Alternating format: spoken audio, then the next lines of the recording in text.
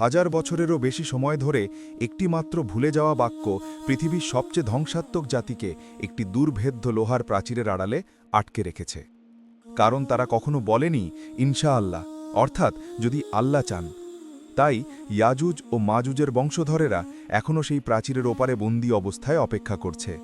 তারা কেয়ামতের অন্যতম বড় নিদর্শন এবং তাদের মুক্তি মানবজাতির জন্য এক ভয়াবহ অধ্যায়ের সূচনা করবে।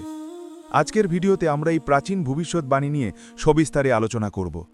তারা কোথা থেকে আসবে, কখন তাদের আবির্ভাব ঘটবে এবং সবচেয়ে গুরুত্বপূর্ণ, কেন তারা মানবতার শত্রু হিসেবে পরিচিত।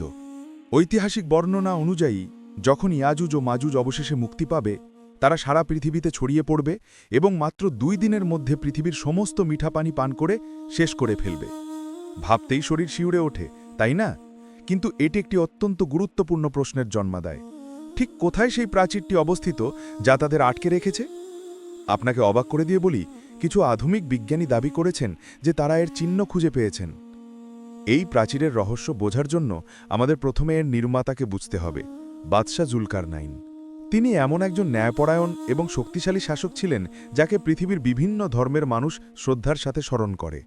খ্রিস্টান এবং ইহুদিরা তাকে সাইরাস দ্য গ্রেট হিসেবে চিনতে পারে, আর পবিত্র কুরআনে তিনি জুলকারনাইন নামে পরিচিত। নাম যাই হোক না কেন, তিনি এক বিশাল সাম্রাজ্য শাসনকারী, একজন ধার্মিক এবং মহান রাজা হিসেবে ইতিহাসে স্মরণীয় হয়ে আছেন। পবিত্র কুরআন আমাদের জানায় যে এক দীর্ঘ যাত্রায় তিনি পৃথিবীর পশ্চিমের সবচেয়ে দূরের সীমায় পৌঁছেছিলেন। সেখানে তিনি এমন একটা স্থান দেখলেন যেখানে সূর্যকে দেখে মনে হচ্ছিল যেন তা এক অন্ধকার ও কর্দমাক্ত জলাশয়ে অস্ত যাচ্ছে। তার পাশেই ছিল সমুদ্র। সেখানে তিনি এমন এক জনগোষ্ঠীর দেখা পেলেন যারা অত্যন্ত আদিম এবং নির্যাতিত জীবনযাপন করছিল এবং যাদের ভাষা তিনি বুঝতে পারছিলেন না। তারা নিরন্তর এক অজালা ভয়ে জীবন কাটাচ্ছিল। তাদের এই দুর্দশা দেখে আল্লাহ তাআলা জুলকারনাইনকে নির্দেশ দিলেন, তুমি তাদের শাস্তিও দিতে পারো অথবা তাদের প্রতি দয়াও প্রদর্শন করতে পারো। এই নির্দেশনার মাধ্যমে বোঝানো হয়েছিল যে সেই জনগণ তার সাহায্যের জন্য আকুলভাবে প্রার্থনা করছিল। যদি জুলকারনাইন তাদের উপেক্ষা করতেন তাহলে তা হতো এক চরম নির্দরতা। কিন্তু তিনি ছিলেন একজন দয়ালু এবং ন্যায়পরায়ণ শাসক, তাই তিনি তাদের কষ্ট দেখে চোখ ফিরিয়ে নিতে পারেননি। ভীত সন্ত্রস্ত জনগণ তার কাছে ছুটে এসে বলল, হে মহান রাজা, ইয়াজুজ ও মাজুজ এক বর্বর জাতি। তারা আমাদের ভূমিতে আক্রমণ চালায়, আমাদের গ্রাম ধ্বংস করে, আমাদের পুরুষদের হত্যা করে এবং নারী ও শিশুদের দাস বানিয়ে নিয়ে যায়। দয়া করে আমাদের এবং তাদের মধ্যে একটি প্রাচীর নির্মাণ করে দিন যাতে আমরা শান্তিতে বসবাস করতে পারি। তাদের কষ্ট দেখে জুলকারনাইনের হৃদয় করুণায় ভরে উঠল। জনগণ তাদের সমস্ত সম্পদ একত্র করে প্রস্তাব দিল, আপনি যদি আমাদের রক্ষা করার জন্য একটি শক্তিশালী প্রাচীর তৈরি করতে পারেন তাহলে আমরা আপনাকে আমাদের সমস্ত ধনসম্পদ দিয়ে দেব। কিন্তু জুলকারনাইন ছিলেন একজন নিঃস্বার্থ শাসক। তিনি বললেন, আমার পালনকর্তা আমাকে যা দিয়েছেন তা তোমাদের সম্পদের চেয়ে অনেক বেশি মূল্যবান। তোমাদের ধনের আমার কোনো প্রয়োজন নেই। তোমরা কেবল তোমাদের শ্রম দিয়ে আমাকে সাহায্য করো। আমি আমার নিজস্ব সম্পদ ব্যবহার করে তোমাদের জন্য একটি শক্তিশালী প্রাচীর তৈরি করে দেব। এই একটি বাক্যেই বোঝা যায় তিনি কতটা উদার, ন্যায়পরায়ণ এবং অন্যের সেবায় নিবেদিত প্রাণ ছিলেন। ঐতিহাসিক বর্ণনা অনুযায়ী প্রাচীর নির্মাণের পুরো সময় জুড়ে জুলকারনাইন অক্লান্তভাবে আল্লাহর কাছে প্রার্থনা করতেন যেন ইয়াজুজ ও মাজুজ কখনো এই প্রাচীর ভেদ করে বেরিয়ে আসতে না পারে। আল্লাহ তার প্রার্থনা কবুল করলেন। মাসের পর মাস কঠোর পরিশ্রমের পর জুলকারনাইন বিশাল পরিমাণ লোহা এবং গলিত তামা একত্র করে একটি অটুট, নিচ্ছিদ্র প্রাচীর তৈরি করলেন। এই বিশাল নির্মাণ কার্যটি সম্পূর্ণরূপে সেই ধ্বংসাত্মক জাতির বেরিয়ে আসার পাহাড়ি পথকে বন্ধ করে দিল। এবং বিশ্বাস করুন বা না করুন, সেই প্রাচীর আজও পৃথিবীর বুকে কোথাও অবস্থান করছে।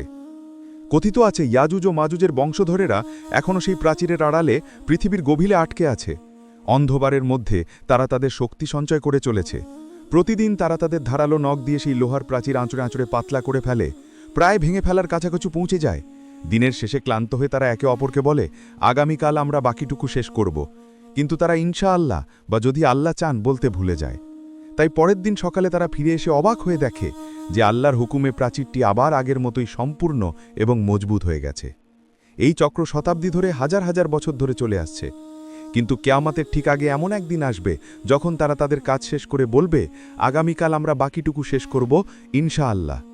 সেই দিন আর শুধুমাত্র সেদিনই আল্লাহ প্রাচীরটিকে পুনরায় মেরামত করবেন না। পরের দিন তারা ফিরে এসে দেখবে যে প্রাচীরটি আগের রাতের মতোই পাতলা এবং ভঙ্গুর অবস্থায় রয়েছে। তখন তারা এক ধাক্কায় সেই প্রাচীর ভেঙে ফেলবে এবং বন্যার পানির মতো সারা পৃথিবীতে ছড়িয়ে পড়বে। তাদের সংখ্যা এতই বিশাল হবে যে মাত্র কয়েক দিনের মধ্যে তারা পৃথিবীর সমস্ত নদী-নালার পানি পান করে শেষ করে ফেলবে। এটাই হবে কিয়ামতের শুরুর অন্যতম ভয়ঙ্কর নিদর্শন। এবার আসা যাক সেই $1 মিলিয়ন প্রশ্নে। এই প্রাচীরটি ঠিক কোথায় অবস্থিত? 40 বছরেরও বেশি সময় ধরে রাশিয়ার একদল মুসলিম গবেষক এই মূল প্রশ্নের সমাধান করার চেষ্টা করছেন। সম্প্রতি তারা দাবি করেছেন যে তারা প্রাচীরের অবস্থান শুধু চিহ্নিতই করেননি, বরং নিজের চোখের প্রমাণও সংগ্রহ করেছেন। পবিত্র কুরআনের বর্ণনা এবং বিভিন্ন ঐতিহাসিক সূত্র বিশ্লেষণ করে তারা একটি মানচিত্র তৈরি করেছেন, যা বর্তমান কিরগিজস্তানের একটি প্রত্যন্ত জনমানবহীন পাহাড়ি অঞ্চলের দিকে ইঙ্গিত করে। এই অঞ্চলটি বিশাল, অনাবাসিক এবং বছরের বেশিরভাগ সময় বরফে ঢাকা থাকে।